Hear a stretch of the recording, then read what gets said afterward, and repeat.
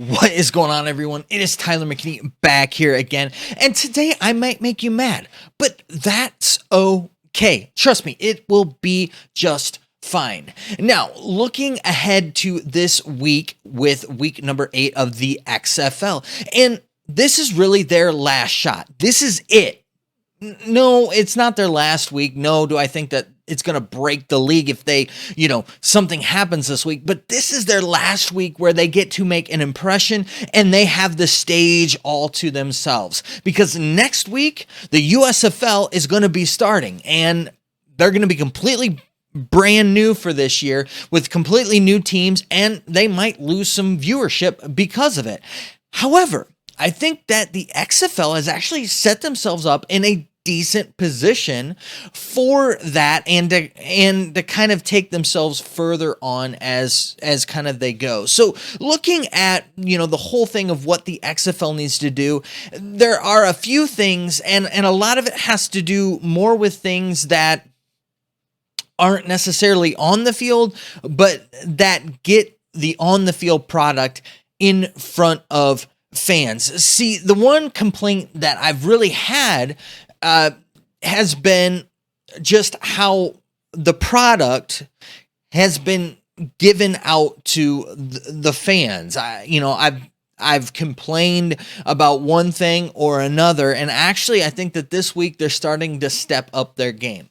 First and foremost, they're stepping up their game. They're starting to put their games on their premier channels, their premier networks, however you want to look at that. So this week we've got 2 games on ESPN. We got 1 game on ABC during prime time on Sunday afternoon, and then the final game is on ESPN2. So you've got a nice slate for the week to have on some networks, some nice networks to get some eyes on these games. And they're actually decent games this week. We'll break them down, obviously, in a video later on. But I think that they're starting to turn their attention towards kind of their larger markets with things. I think that a lot of those events that are taking up those premier spots now have kind of, gone to the side, and they can kind of focus on, spring football a little bit more. So you have that. The next thing that you have is that their production, especially earlier on in the season, was a little bit subpar, especially when it came to Cashman Field and especially when it came to FX. Some of them were pretty bad. I mean, they looked worse than, some college football games at some smaller D1 schools. I mean, it was rough to say the least was some of it.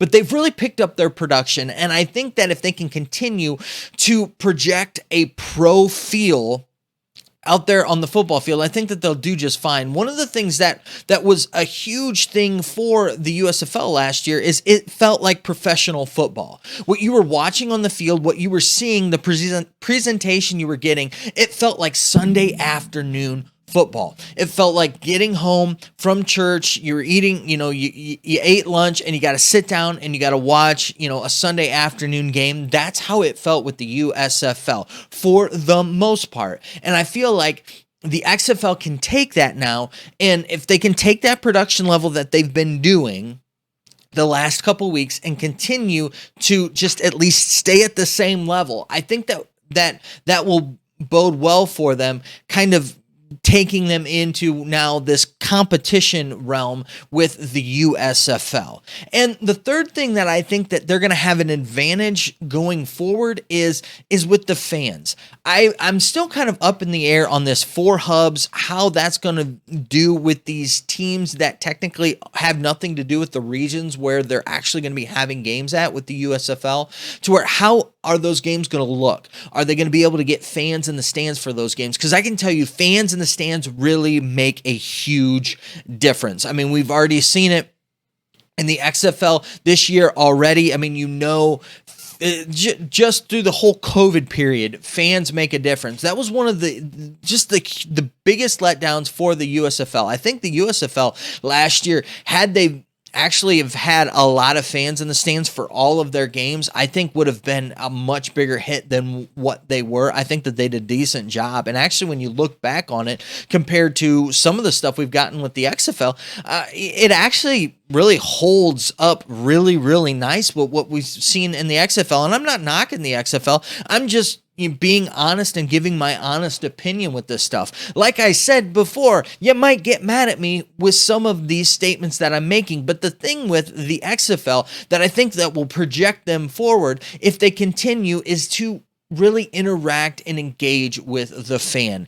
Give the fan an easy way to access the XFL in whatever capacity and really be able to enjoy it. And so as long as they can kind of get rid of, and a lot of this is not on the field product. I don't think that they have a bad product. Now, there are a few things that I would change. There's some rules that I'm not a huge fan of, some things like that. But all in all, I think that they've got a really decent product that's very watchable if they can package it in a decent way and get it to the people when the people are, available and watching, and not at 10 o'clock at night.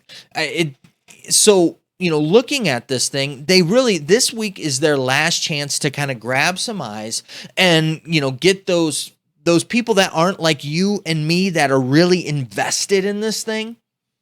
And they can kind of take it and really build it and go with it. So, if I had to, kind of say this, this is kind of the weird thing. Normally we're talking about product on the field, but this really has to do with their presentation of their product. And as long as they can get their product out there, and it looks like that they're trying to do that, I think that they're going to do well with it. And it brings me to kind of my next point, and the next thing that I do want to make is that us as a community, this is something that we need to take ownership of with both of these leagues. I'm not just saying the XFL, I'm saying with the USFL as well. You can see, and I can even see it with the views in my videos, is that some of the excitement, some of, the viewership,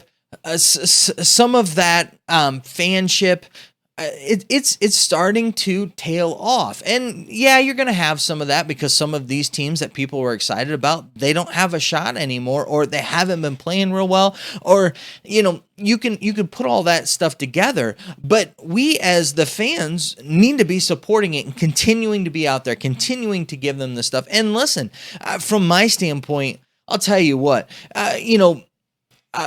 views are great. And looking at the getting to see people coming and seeing my channel and the channel blowing up, it gets me really excited. It's really fun. But I'll tell you the things that bring me back making videos. It's tough. I'll just be honest with you. I'm a guy that I don't do this stuff. This isn't my full-time job. I've got a full-time job. I've got a family. We're running around doing things. We're running to and from practices, doing multiple sports, dance, you name it. I feel sometimes like I'm a glorified taxi service. And by the time that I get home and I actually can sit down and do a video, it's late and I've got to kind of rush to get these things together to put out the content for you guys. But that's why I do it. And again, it's not like me sitting here saying, oh, you guys are the reason that I do it. And as I'm sitting there trying to, get you guys to give me money or something like that. I'll tell you what are the big things though? It's the camaraderie that we have. It's the comments down in the comment section. And I could list off, there are dozens of you that on a constant basis give me comments and give me encouragement and tell me that they look forward to watching my videos, that tell me that you're putting comments down in the comment section to, help the algorithm. And, the list goes on. All of the encouragements that you love my thoughts. That stuff is what keeps me coming back, and it's what fuels me to want to do this and be part of this football community, this spring football family that we've built up. And I want to see this thing grow because it's fun. I love it. I love football. You love football. But we need to stay in this thing for the long haul. For the XFL, we're starting to get down to really we've got like 5 more weeks when you consider the playoffs in this thing. So, stay strong. Keep going and keep telling people about the XFL. We got the USFL starting up next week. I'm going to be getting my USFL content coming out here. I'm excited about it. I've been kind of, going through researching these teams, these new players that are coming in, and it looks like it's going to be fun, and they're going to have a really good product. As I'm looking at this thing, I think you might be surprised with just how good the product on the field is going to be for the USFL in year number 2. I think that you might be surprised just that it will be better football than in the XFL. And like I said, to start this thing off, there's just another reason why some of you might be mad at me in this video. Now, I guess we've got to go ahead and hit the power rankings. So let's go ahead and turn our attention to the power rankings. Dragons. Now, I know some of you are going to call me a homer, and that's totally fine. These are mine, not yours. You can let me know down in the comment section what you think of these. But we're going to start, and I'm going to explain why I have the teams where I do. The Brahmas, the reason why they're at the bottom is it was a tough loss last week, and I feel really bad for them. They're starting quarterback right now, Ben Kurt, who I thought really came in, gave them new life. He gave them a spark, and they actually felt like they could do some things. He got hurt. He has 3 broken ribs, and it doesn't look good for him coming back. Now, Juwan Pass is going to be taking things over. We'll see how it is with him being the guy that's going to be starting. But man, that's a big loss for him. This was a team that I really felt like could do some things and moving into the playoff, but with him getting hurt like he did early and not being able to really fully play, that was tough for them. And I think that might have hurt their chances on this season. I think it might have ended their season, and that's why I have them at number 8. At number 7, I mean, what else can I say? Oh my gosh, last week, the Guardians pulling off the upset of all upsets. Beating an undefeated team, a team that hadn't won a game all year, and they put it all together. And you know what? They still have a chance at the playoffs. I just told you how dismal things are for the Brahmas. Things aren't really looking good for the Renegades either. And this is a really nice opportunity for them to really come in out of nowhere, slide into that playoff spot, and make a little bit of a run, because that South is really reeling. And right now, believe it or not, they are the bright spot in the division. And that's why they're number 7, even though they have less wins than everybody else. Dormity's really taken that team, and they're running and going places. If they can keep from making the mistakes, man, the sky's the limit on this team. Moving on to my number 6 team, and that's the Vipers.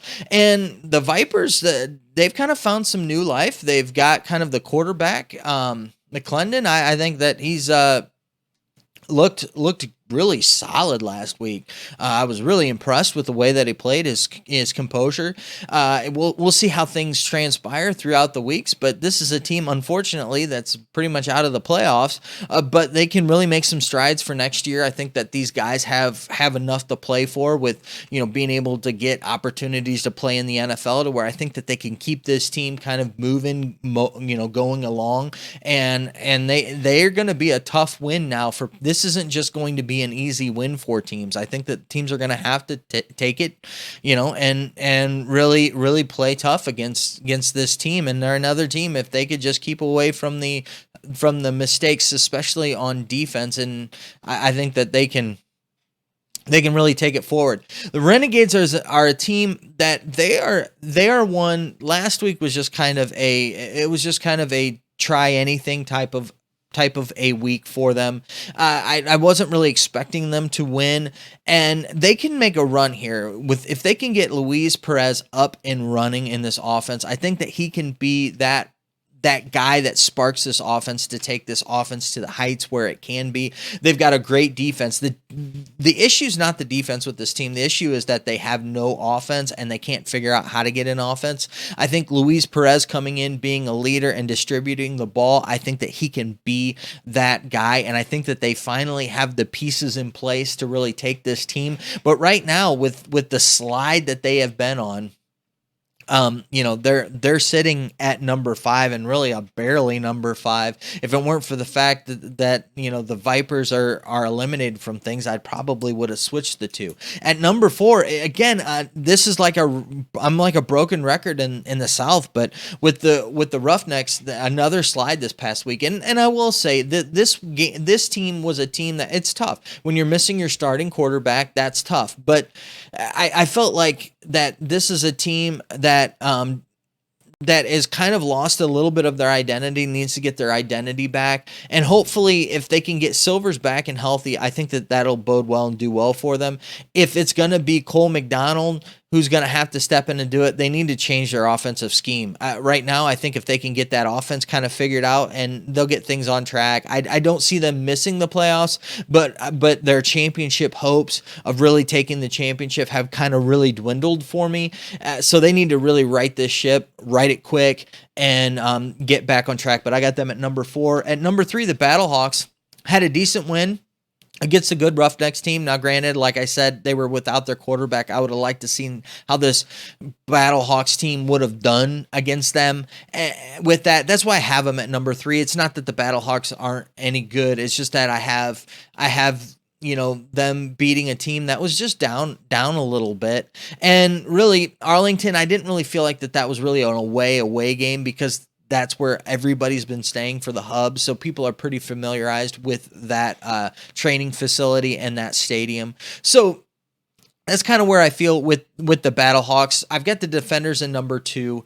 And yes, they're the only one-loss team. But when you lose to a team that hasn't won all season, I'm sorry, but you're going to be knocked down a peg, especially if you've got teams knocking on the door. And right now in the standings, you got both the Battlehawks and the Dragons knocking on the door. Now the Battlehawks, they've taken care of the Battlehawks twice. Those are the Battlehawks' really only blemishes on their record right now. But that's why I have the Defenders at number 2 and the Battlehawks at number 3. And at number 1, I've got my Dragons. And you know what? I don't care. They're on a 5-game winning streak right now. They look good.